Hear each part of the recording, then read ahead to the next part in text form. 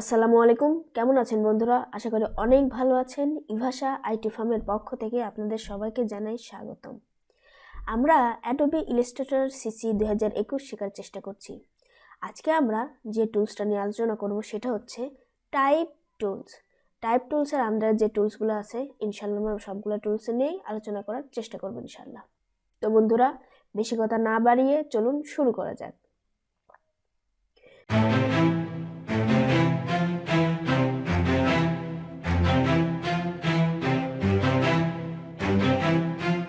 প্রথমে আমরা type টুলসটা select করলাম।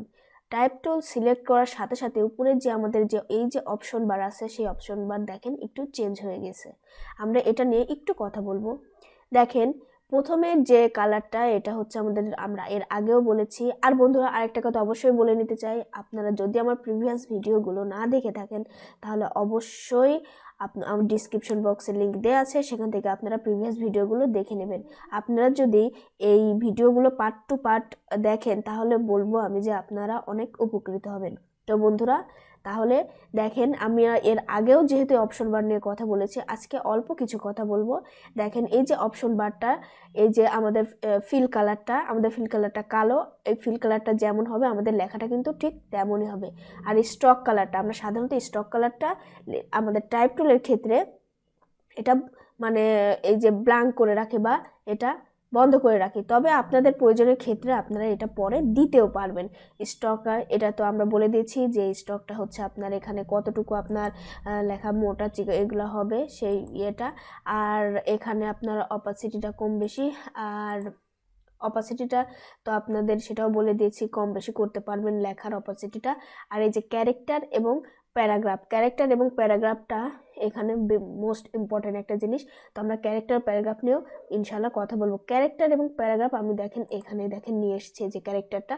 আপনারা যদি ক্যারেক্টারটা এখানে না আনতে পারেন বা এখানে না থাকে তাহলে অবশ্যই যেটা করবেন, এই যে উইন্ডো এখানে যাবেন, যাওয়ার পরে নিচে যাবেন, দেখেন এই যে টাইপের টুলের এখানে দেখেন এই যে ক্যারেক্টার এবং প্যারাগ্রাফ, এখানে ক্লিক করলে আপনার এখানে ক্যারেক্টারটা শো করবে। আর এখান থেকে আপনি এখানে ক্যারেক্টারটা রেখে দিতে পারবেন। ঠিক আছে, তো ক্যারেক্টার এবং প্যারাগ্রাফটা আমরা এখানে রেখে দিব। ওকে, তাহলে দেখেন তো টাইপ টুলটা আমরা যদি এখানে কিছু একটা টাইপ করি, ধরেন এটাই করলাম, করার পর এটা আমরা চাচ্ছি যে আপনার ইয়েটা বাড়ায় দিতে। হ্যাঁ, এই যে এটা হচ্ছে আমাদের, দেখেন কত বড় লেখাটা হবে। আমরা লেখাটা একটু বাড়াই দিলাম। ঠিক আছে, তো আমরা লেখাটা কতটুকু, কত ইঞ্চি, কতটুকু বাড়াবো, কত বড় করব বা কত ছোট করব এখান থেকে আমরা কিন্তু করে নিতে পারবো। দেখেন করে নিলাম। এখন এই যে আমাদের অপাসিটিটা দেখেন, যদি আমরা লেখাটা যদি আর একটু বড় করি তাহলে মনে হয় বেশি ভালো হয়। আচ্ছা, আমরা এতটুকু করলাম, করার পরে এটাকে কিন্তু আমরা নিচে সরাইতে নড়াইতে পারবো অবশ্যই সিলেকশন টুল দিয়ে সিলেকশন করার পরে। এখন দেখেন আমরা যদি চাই যে অপাসিটিটা কম বেশি করব, তাহলে এই যে অপাসিটিটার এখানে আমরা যদি ক্লিক করি তবে দেখেন এই যে অপাসিটিটা এখন কমে গেল। তার মানে লেখাটা কিন্তু অনেক গাঢ়, এই যে যখন ফুল অপাসিটি ছিল তখন এটা কিন্তু চকচক ছিল বা অনেক গাঢ় ছিল কালারটা। এখন যখনই আমরা এটা কমাই দিচ্ছি হালকা হচ্ছে, দেখেন আস্তে আস্তে দেখেন অনেকটাই হালকা হয়ে যাচ্ছে। তো অপাসিটিটা আপনারা এখান থেকে কম বেশি করতে পারেন আপনাদের কাজের ক্ষেত্রে, যদি প্রয়োজন হয় তাহলে করে নিতে পারবেন। ওকে, এবার আমরা টাইপ টুলের কাজটা শিখব। দেখেন এই যে টাইপ টুল মূলত কাজ হচ্ছে আপনার কোনো কিছু টাইপ করা। এখন যদি আপনি ধরেন আমরা টাইপ টুলটা সিলেক্ট করলাম, আগে এটাকে আমরা ডিলিট করে দিলাম। এখন টাইপ টুল মানে হচ্ছে আমাদের কোনো কিছু টাইপ করা। দেখেন আমি যদি এখানে টাইপ টুল দিয়ে, ওকে, তো আমরা যদি কোনো কিছু এখানে টাইপ করতে চাই, ধরেন দেখেন দেখেন আমরা যদি এখানে ধরেন কোনো কিছু টাইপ করতেছি, ঠিক আছে, দেখেন একটা জিনিস আপনাদেরকে আমি দেখাইতে চাই, সেটা হচ্ছে এই যে দেখেন আমাদের টাইপ করতে করতে দেখেন কি হয়েছে, এটা কিন্তু চলে গেছে, বাইরে চলে গেছে। আমাদের আর্টবোর্ডটা ছিল যতটুকু, আমরা যখন টাইপ করতেছি করতে করতে আমরা টাইপের এটা কিন্তু এই যে লেখাটা কিন্তু আমাদের আর্টবোর্ডের বাইরে চলে গেছে। কিন্তু আমাদের লেখা তো আর্টবোর্ডের বাইরে গেলে তাহলে তো আমাদের কাজ হবে না। এক্ষেত্রে আমাদের কি করণীয় দেখেন, ধরেন আমাদের এই লেখাটাকে,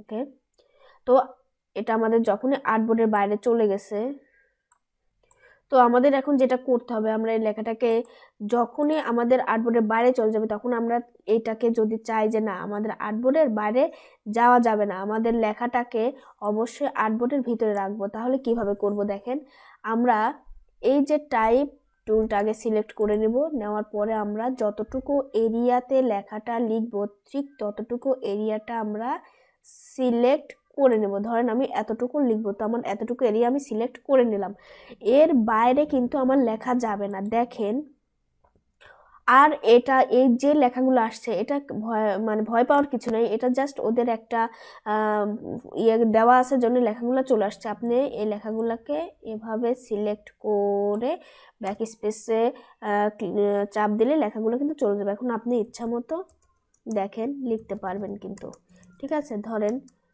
এই যে দেখেন এখন কিন্তু আমার ওর বাইরে আর কিন্তু লেখা দেখেন যাচ্ছে না, অটোমেটিকলি কিন্তু লেখাটা আপনার এই যে চলে আসতেছে।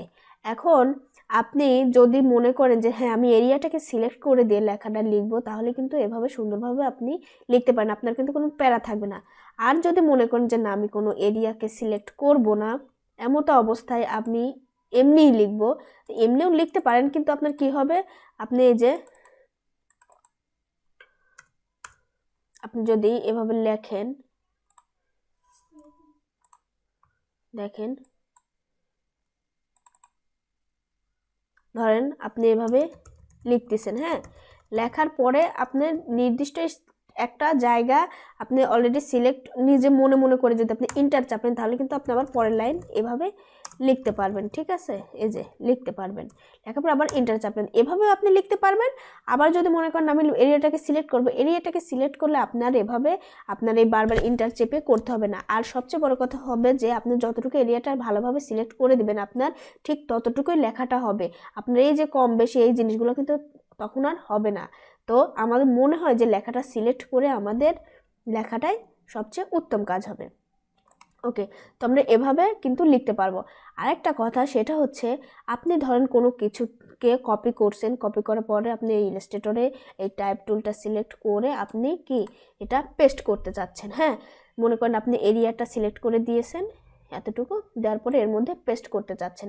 এখন দেখতেছেন যে কিছু কিছু লেখা আমার কি এরিয়ার মধ্যে আসে নাই, তার মানে কি ও কিন্তু জায়গা পায় নাই, লেখাটা জায়গা না পাওয়ার কারণে কিন্তু আপনার এরিয়াটার ভেতরে আসতে পারেনি। তাহলে এমত অবস্থায় যেটা আমাদের করতে হবে সেটা হচ্ছে সিলেকশন টুলটা আমরা সিলেক্ট করলাম, করার পরে দেখেন এই যে দেখেন এখানে একটা প্লাস চিহ্ন কিন্তু চলে আসছে, এই যে এখানে, হ্যাঁ, এখানে একটা লাল একটা বক্সের মধ্যে একটা প্লাস চিহ্ন দেখা যাচ্ছে, তার মানে ও বলতে চাচ্ছে যে আমি লেখাটাকে পুরাটা আমার এই বক্সের মধ্যে আনতে পারিনি, তার মানে এই লেখাটা আপনি অন্য কোথাও পেস্ট করতে পারেন। কিভাবে, আপনি এখানে ক্লিক করবেন, করার পরে দেখেন যেখানে আপনি লেখাটা পেস্ট করবেন সেখানে আবার আপনি আরেকটা এরিয়া সিলেক্ট করে দিবেন, দেখেন লেখাটা কিন্তু পেস্ট হয়ে গেছে। এখন দেখেন আপনি যদি এখন এই করেন, দেখেন আপনার লেখাটা কিন্তু হয়ে আসছে। এখন যেটা ইয়ে করবেন সেটা হচ্ছে আমার এই লেখাটা এখন যখনই আপনি এটাকে সিলেক্ট করবেন দেখেন আপনার লেখাটা কোথায় থেকে কোথায় গেছে ওটা কিন্তু মেনশন করে দিচ্ছে। তো আপনার প্রথমে এখানে লেখা শেষ হচ্ছে, এখান থেকে আপনার এখানে গেছে, এরকম যদি আপনার আরও লেখা থাকে আপনি এখানে যদি পেস্ট করেন বা এখানে যদি পেস্ট করেন তখন আপনাকে ও দেখাবে, বা এই লেখাটা যদি আপনি নিচে পেস্ট করেন বা 3 নম্বর লেখাটা যদি উপরে পেস্ট করেন তাহলে ওরা সেভাবে মেনশন করে দিবে যে এখান থেকে এখানে, এখান থেকে এখানে, তার মানে আপনার বুঝতেও কিন্তু অসুবিধা হবে না। এভাবেও কিন্তু আপনারা লেখাটাকে পেস্ট করে নিতে পারবেন,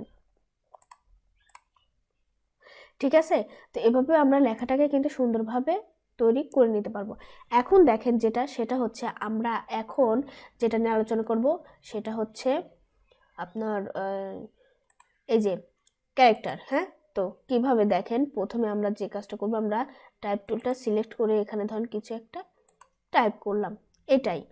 এখন টাইপ করার পরে দেখেন এই ইয়েটা আমরা এই লেখাটাকে আমরা কত রকমের কাজ করতে পারি। দেখেন আমরা এই যে ক্যারেক্টারে গেলাম, ক্যারেক্টারে যাওয়ার পরে এই যে প্রথম যে অপশনটা দেখছেন এটা হচ্ছে আপনার এই লেখাটার আপনার ফ্রন্ট, কোন ফ্রন্টে আপনি লেখাটা রাখতে চাচ্ছেন।